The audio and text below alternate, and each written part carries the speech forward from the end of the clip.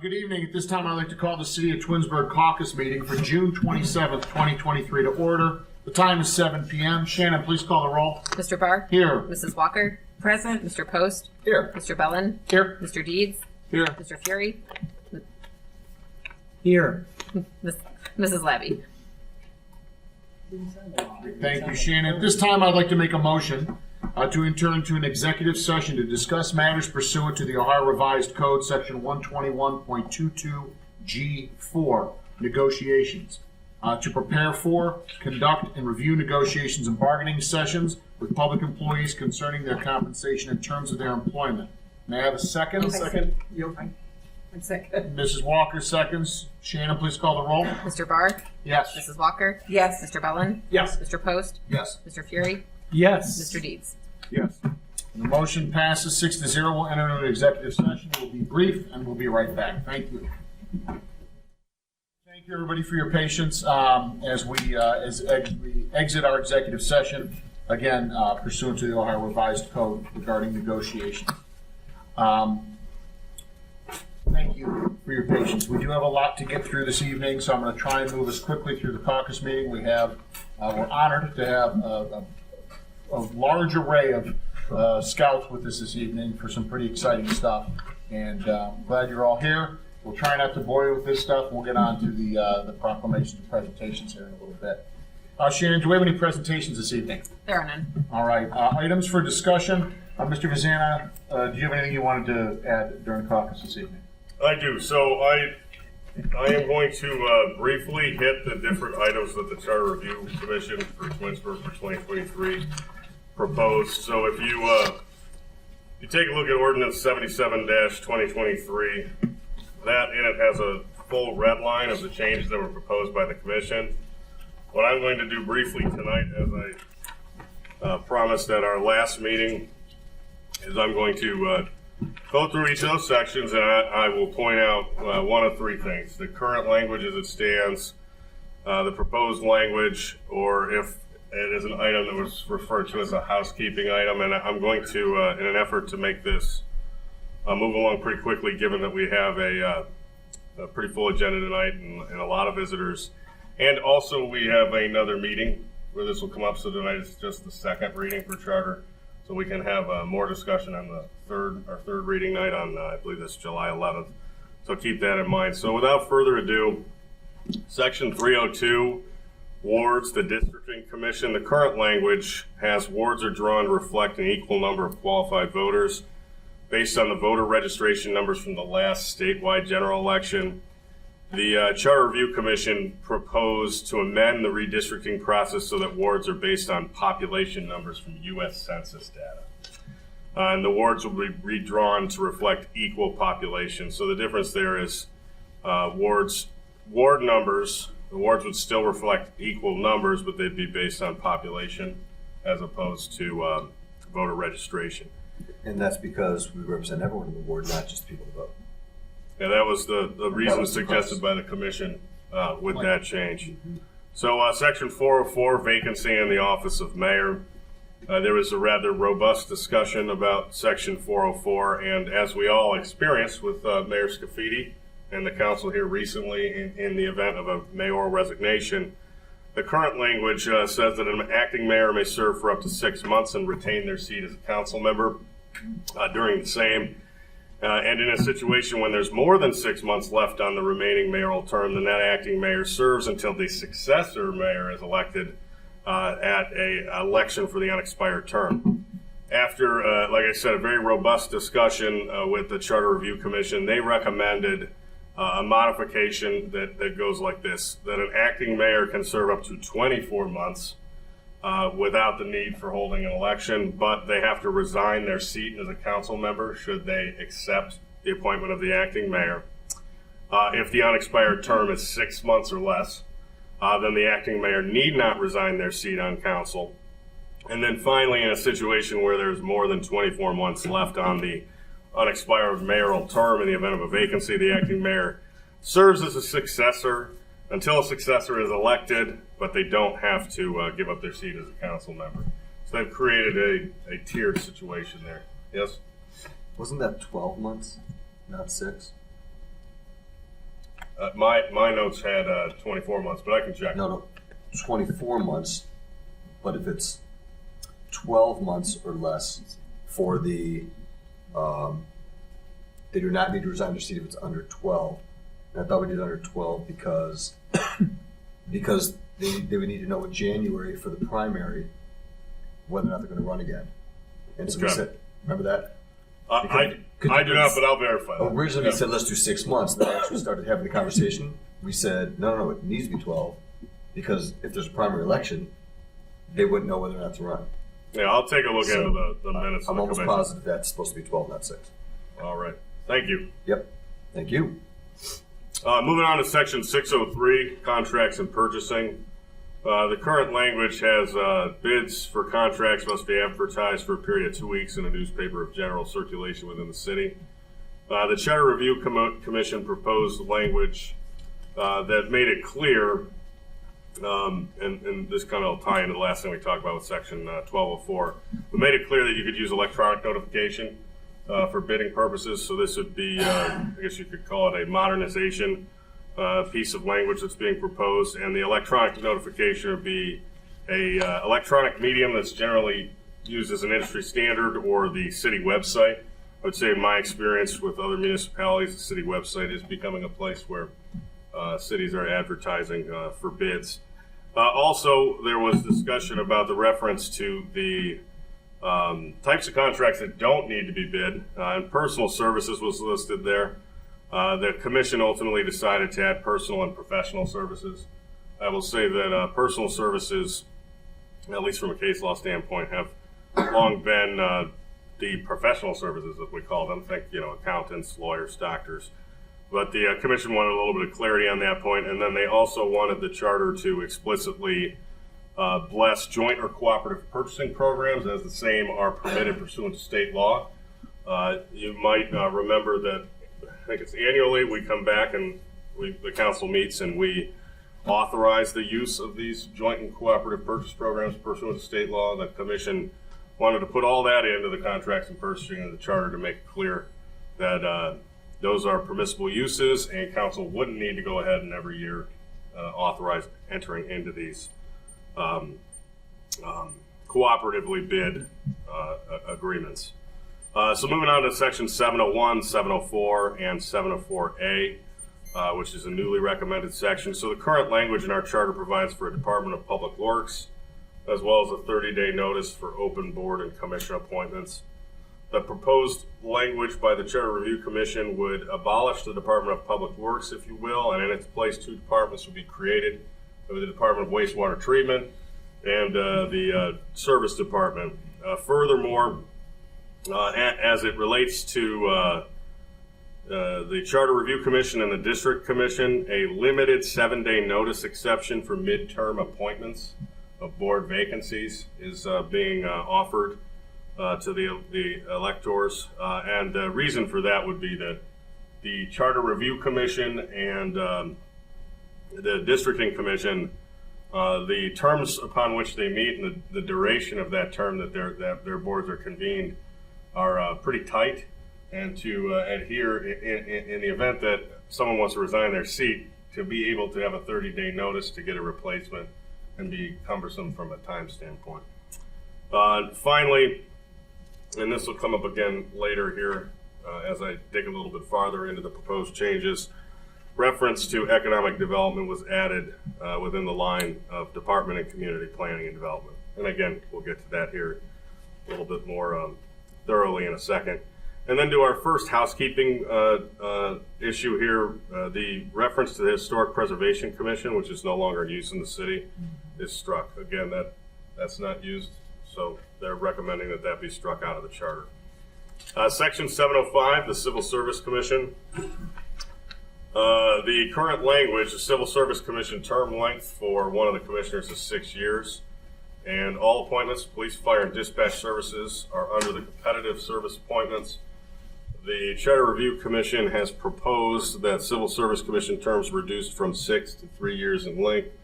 I believe the reason on that was to better match the appointment terms for other city boards and commissions, which are not 6 years long. And also, The two other changes are proposed within that section. First, the amendments are proposed to the unclassified positions to reflect current staffing within the city. I think that's maybe part housekeeping. And then finally, lateral appointments. So a lateral appointment would be an applicant for our safety services, police, fire, and dispatch that has previous service within the police, fire, and dispatch services within the state of Ohio, would be added under the non-competitive section within the charter. So that would possibly allow lateral appointments in the future to those limited services without a competitive exam. I will say possibly because the city also has civil service rules that are promulgated and administered by the city and the Civil Service Commission. And we also operate under collective bargaining agreements. So just the mere change here doesn't immediately authorize lateral appointments.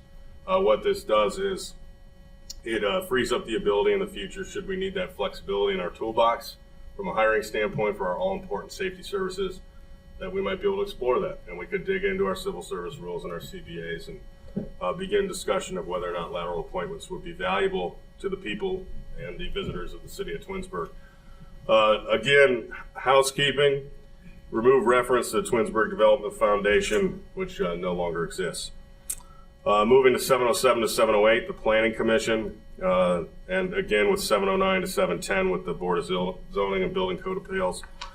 A couple housekeeping matters there, and both of those would clarify that the mayor is also involved in appointing members to those two commissions. And then with respect to the Planning Commission, the Charter Review Commission believed that the language was a little cumbersome where it referenced public ways and open spaces. They believe that public ways and publicly owned open spaces was the more proper way to style the charge to the Planning Commission. Moving on to 711, the Department of Community Planning and Development, I said we'd get to this more a little bit later. The current language within our charter of the city of Twinsburg has Department of Community Planning and Development, and that includes the city planner, the building commissioner, the city engineer, the city architect. After, again, a robust conversation with the commission, it was determined that we would present language, or that they wanted to present language that would amend the Department of Community and Planning and Development to also include reference to the all-important economic development work that is done through our director in that department, as well as remove the building, engineering, and architecture services that are currently placed in there through the charter. That actually doesn't really reflect the reality of the modern operations of this municipality, or frankly any other municipalities.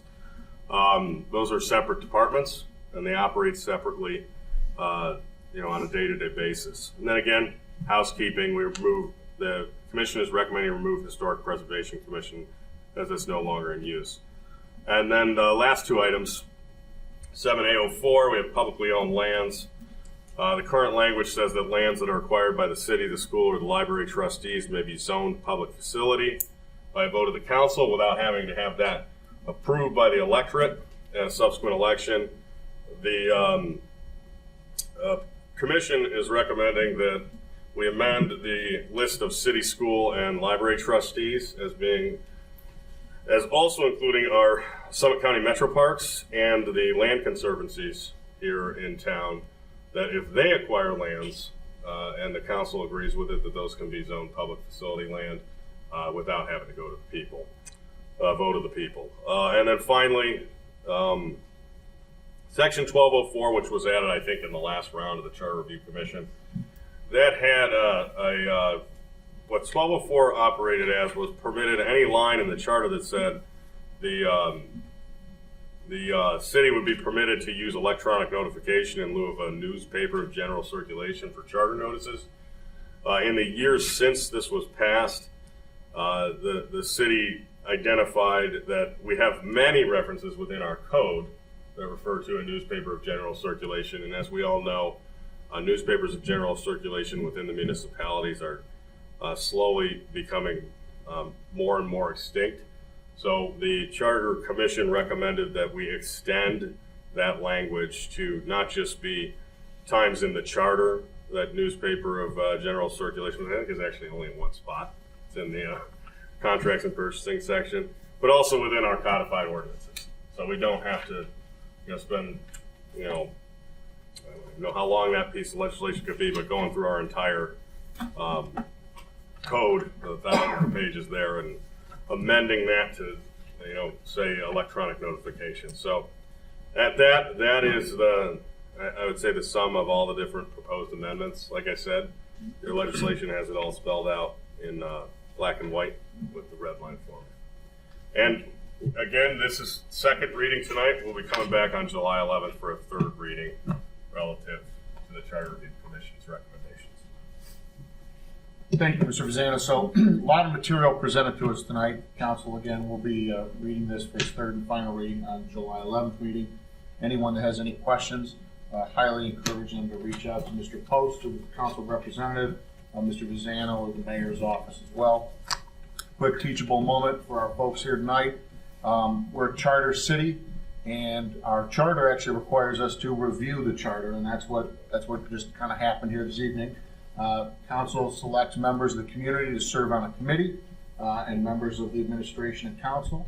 In this case, Mr. Post was that council representative. They worked together to formulate changes to keep us kind of consistent and current with the way we're currently doing business, and make some changes.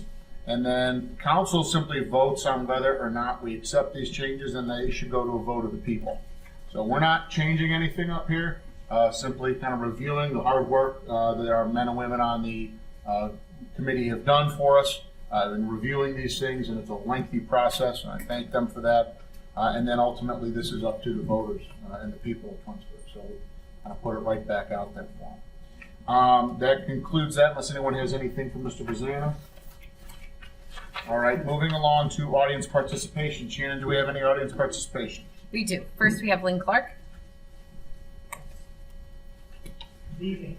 I'm Clark, Old Mill Road, and I have just a couple of general comments and then some specifically with the revisions that Matt was just talking about.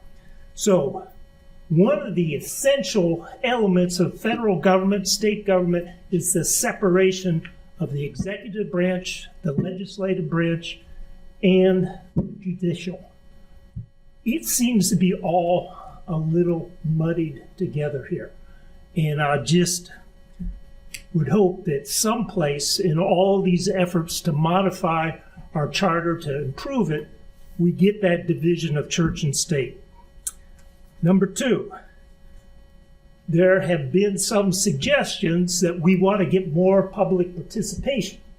And yet we propose to have a public meeting on issues with Zone Co. starting at 4 o'clock when most people that have real jobs are still at work. That is not going to foster that extra engagement of the public. One of the things that was missing is it's my belief that especially at a city government level, term limits are necessary. I'd suggest for all of the positions where we're elected or appointed, maximum of 10 years. When you look back and you see, here's the same people that have been on these boards for 30 years, that's just insane. We want to get more participation, more new, fresh ideas. One of the things, too, is what's the operational definition of an emergency? Over and over and over again, everything comes before you as an emergency. I can't find it any place in our charter. I can't find it any place in our ordinances. When I think of an emergency, it's something I see on the news in the morning. We got hurricanes, we got tornadoes, we got earthquakes, we got volcanic eruptions. None of that's happening here. An emergency is not equal to failure to plan. Now, relative to the charter revisions, the council should not have the right to delete the report as is shown in 301 regarding district. I believe it's appropriate they either accept it or send it back and remand it back to the districting committee. 404 regarding the vacancy of a mayor. Nobody should serve both as mayor and council person at the same time. Again, going back to that division between church and state, going back to having more inappropriate, potentially, leverage on a situation. Hey, you were voted to be a mayor, you were voted to be a council person, you weren't voted to be both just by some quirk of fate. 2 years is far too long to hold a temporary position. Stick with what we've got. Relative to contracts and purchasing, section 603, I agree with all contracts should follow the state law. And I don't see any reason to have all these little workarounds in addition to that. And it should be published still in Cleveland Plain Dealer, Akron Beacon Journal, even if we don't have the Twinsburg Bulletin anymore. I believe that will help get broader circulation to those people that might respond. What we want are competitive bids for the city instead of, oh, we happen to get somebody that found out about it randomly by looking at our website. Last thing relative to publicly owned lands, yeah, I think that all zoning changes should be presented to the populace for voting. Thank you for your time. Thank you. Next we have Go ahead, Shannon, I'm sorry. Rashonda Farrell. State your name and address. Yes, sir. Good evening, everyone. My name is Rashonda Farrell. My address is 9431 Grace Drive. Thank you. Okay, so my name is Rashonda Farrell. My family and I are residents of Twinsburg Township. We have been residents of the Twinsburg City School District since 2009. My husband and I are parents to 6 beautiful children, 3 boys and 3 girls, ranging from ages 15 down to age 3. My husband moved our family to Twinsburg because he wanted our children to be raised in a diverse environment and felt Twinsburg was a good representation of America. All of my children will be attending the Twinsburg City School District for the upcoming 2023-2024 school year. I am honored to have the opportunity to stand before you and talk about 2 programs and the benefits of having both programs in our community. First, a school-based program, the Minority Achievement Committee, also known as the Max Scholars Program. The other is a community-based program, Major Goals and Objectives for Academic Liberty and Success, also known as Major Goals. The Max Scholars Program was implemented by the Shaker Heights City School District in 1990.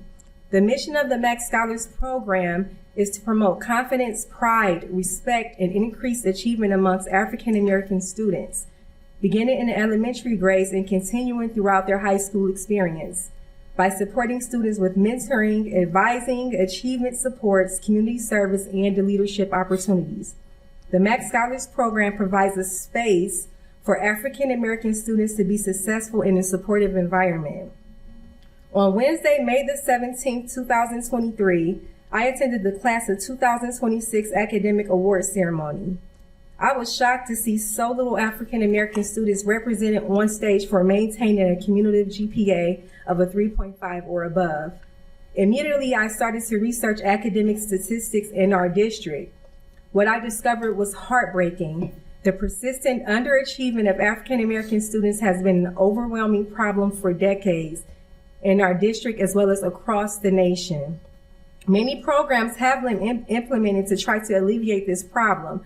Nonetheless, I am not aware of any interventions that have been successfully implemented in our district targeting specifically towards overall academic outcomes and achievement of African American students in our district. Here's how the Max Scholars Program will help African American students in our district. The Max Scholars Program can provide the necessary tools, advising, as well as peer-to-peer mentoring support, leadership skills, confidence building, and other resources needed to achieve success in our district.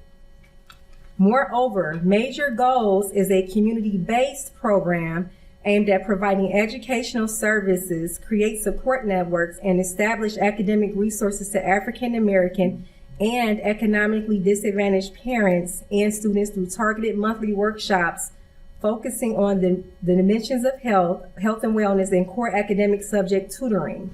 Our primary mission is to provide high-quality education services, mentoring support, resources to improve overall academic outcomes and achievement, increase cumulative GPA, SAT, ACT preparedness, college or career readiness, increase attendance, and decrease disciplinary incidents of African American and economically disadvantaged students.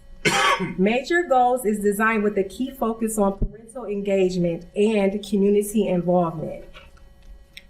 The current firings and layoffs of administrators, teachers, support staff, instructional assistants, lunchroom, playground employees, and individuals who support the organization behind the classroom in our district is unbearable. It can potentially have a devastating negative impact on our African American students that are already struggling in our district. Additionally, 5 of my 6 children receive some form of academic support from the district. This includes 1 receiving math academic coaching. I have 2 IEP students, 1 on the 504 plan, and 1 receiving Title I math and reading support. Bringing the Max Scholars Program to our district and Major Goals to our community will have great, lasting, impactful results academically. Research shows that students are more prepared for school, or more likely to achieve and more prepared for school, and more likely to graduate when they are supported by families, schools, and communities working together in a coordinated manner. It can also enhance our African American students' overall well-being, which will strengthen our district as well as our community. Here's how you can help support both programs. Advocate for the Max Scholars Program in the Twinsburg City School District. Send emails to the school board and to each of the Twinsburg City School District principals. Families, join the Major Goals organization if you feel like you and your family can benefit. There is no cost associated with this program. Share information about the programs with your peers. Leaders, become a mentor or a tutor. Employers and business owners, become a community partner with Major Goals organization. If you would like to learn more about both programs, I can be reached at 330-888-5593 or by email at rferrell@majorgoals.org. Additionally, there will be an informational session on Monday, July 17th, 2023 at 6:30 p.m. for anyone interested in becoming a mentor, a tutor, or establishing a community partnership. There will also be an information session for families on Saturday, July 29th at 3:00 p.m. Both meetings will be held at the Twinsburg Public Library in Meeting Room 1. Thank you. Thank you very much. Thank you very much, Mr. Earl. I certainly hope you're also going to present this information at the next Board of Education meeting. I've already presented. Awesome. Okay, good. I mean, the more people you can get this out in front of, I think the better. So, Yes, sir. thank you for your time. I appreciate it. Welcome. That's all we have this evening.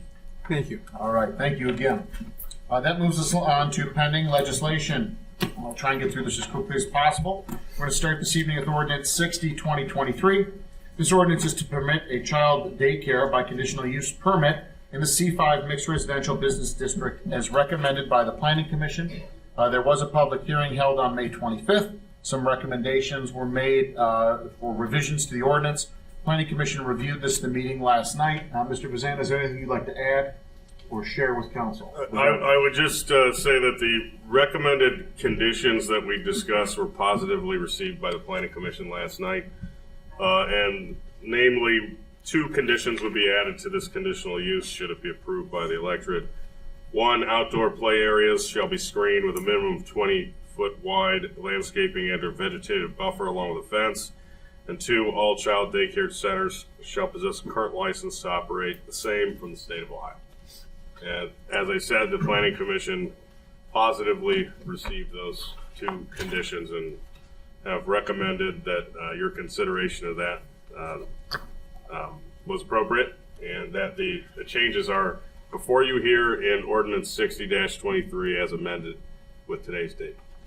All right, I appreciate that. As we will be voting on this evening, does council have any questions for Mr. Bazana? And we can Appreciate the changes. All right, thank you, Mr. Rosanna. Moving along to ordinance 68, 2023.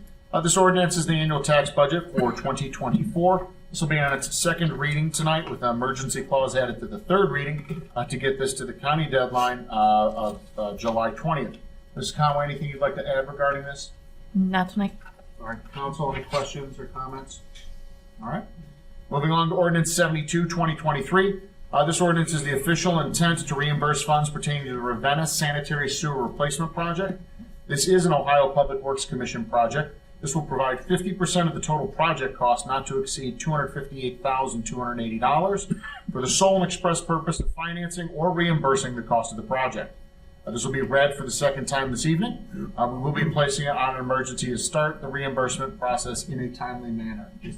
Are there any questions regarding this? All right. Moving along to ordinance 73, 2023. This is an ordinance to amend section 743.015 regarding mobile food vehicle regulations. Mr. Vizana, anything additional you'd like to add regarding 73, 2023?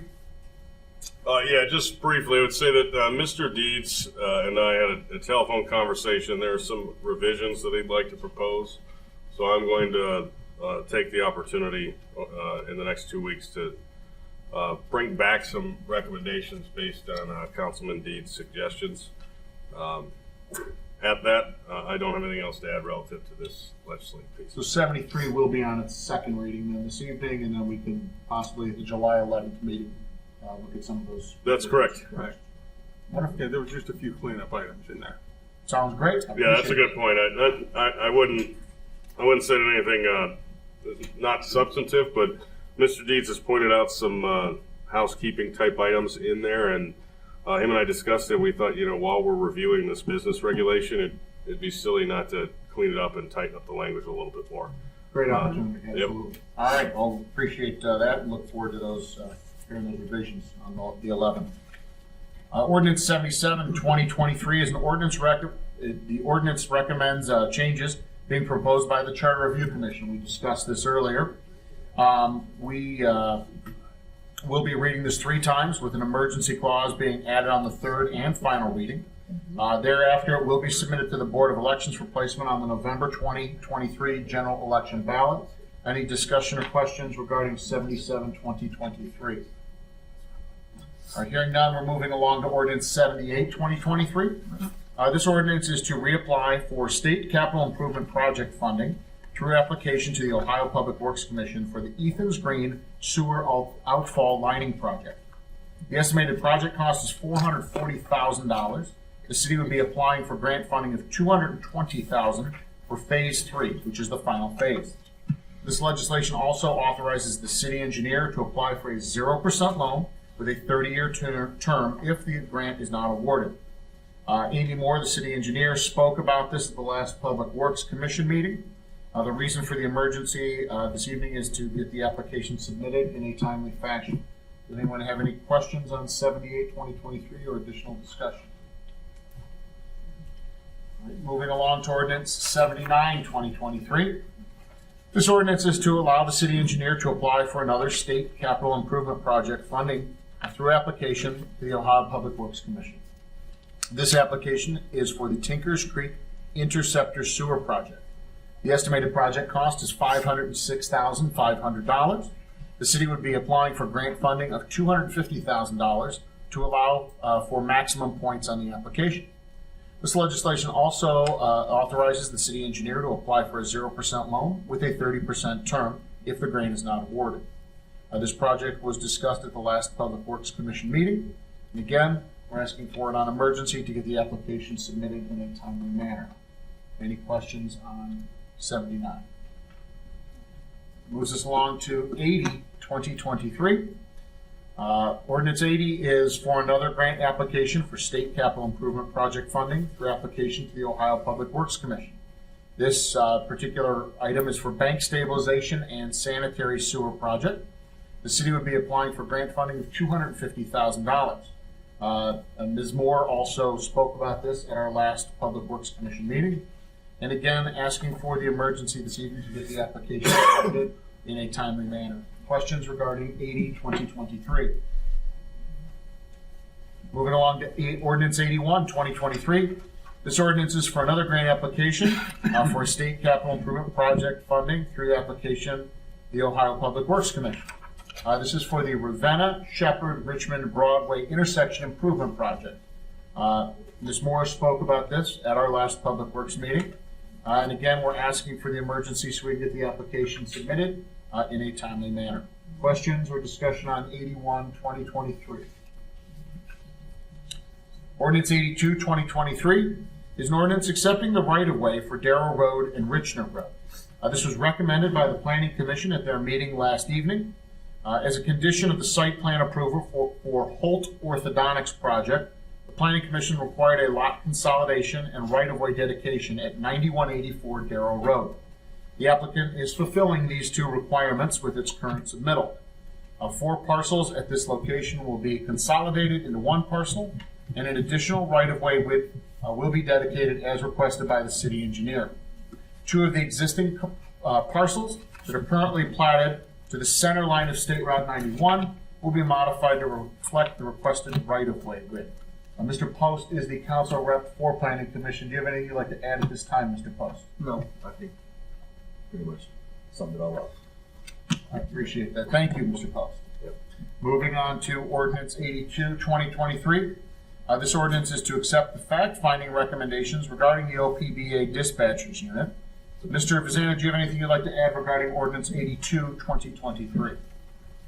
83. I'm sorry, my apologies. Ordinance 82. 83. Oh, typo here. I'm sorry. 83, 2023. Thank you. Mr. Vazana, anything you'd like to add regarding this? Yeah, at this point, I would like to make a procedural note. So on this past Friday, the fact finder in the fact finding case issued their report and recommendation. This council has 7 days from the date of that report to take action to either accept the findings and recommendations of the fact finder or reject them. The legislation pending before you is to accept those recommendations from the fact finder. And like I said, the reason for the emergency with the legislation tonight is that we have 7 days to take action, and then after you take action, the city staff will have 1 day to certify your decision to the State Employment Relations Board. So I just wanted to give you a procedural note before we head into the regular council meeting tonight, where they have the opportunity to consider it for acceptance. I appreciate that. I'll be making some comments during regular council regarding 83, 2023. Again, just for clarification, this is specific to the OPBA dispatchers unit. That's correct. All right, does anyone have anything they'd like to add at this time? All right, that concludes the legislation portion. Moves us on to miscellaneous. Not That's for regular council. I didn't know if you were going to discuss it or not. I think Mr. Post was going to discuss this during the regular council meeting as new business. That's fine. Great. No. Okay, thank you. All right, so that concludes the caucus legislation. That moves us along to miscellaneous. Does council have any miscellaneous items they'd like to discuss at this time? No. All right. I would like to mention something. Mr. Deeds. I was going to bring this up at a regular meeting, but since we have a full room here because we have all the Eagle Scouts, we've been contacted by the American Red Cross that there's a shortage of blood donations. In the month of May, they had 26,000 less donations than they had planned for. For anyone that has a loved one that's needed a transfusion, a parent, a grandparent, this is truly a gift of life. So tomorrow at the Hilton Garden Inn from 7 a.m. to 7 p.m., there is a blood drive. You can go on redcross.org, put in your zip code, and you can schedule a time to go. I think you have to be 18 for some of the Eagle Scouts. I'm not certain what the age is. But since we do have a room full of folks here, I just wanted to mention that there's a blood drive all day tomorrow. Hilton Garden Inn, Gifts of Life, great cause. They're even giving out $10 gift cards and a chance to win a backyard home theater or something like that. So you might win something big to take to college with from you guys, for some of you young guys. That's it. Thank you, Mr. Dietz. Any other miscellaneous, Council? So as a note, there will be 4 motions later this evening in the regular meeting regarding recommendations made at last night's Planning Commission meeting. There are 2 conditional use permits that we'll be asked to vote on, and 2 site plans will be considered this evening. Mr. Post has all the particulars on those, and I believe he will be bringing those up during his presentation. If there's nothing further at this time, I'd like to adjourn the caucus meeting at 7:57 p.m. And we'll take a short recess and resume the regular council meeting at 8:05 p.m. I think we have about 8 minutes to grab water.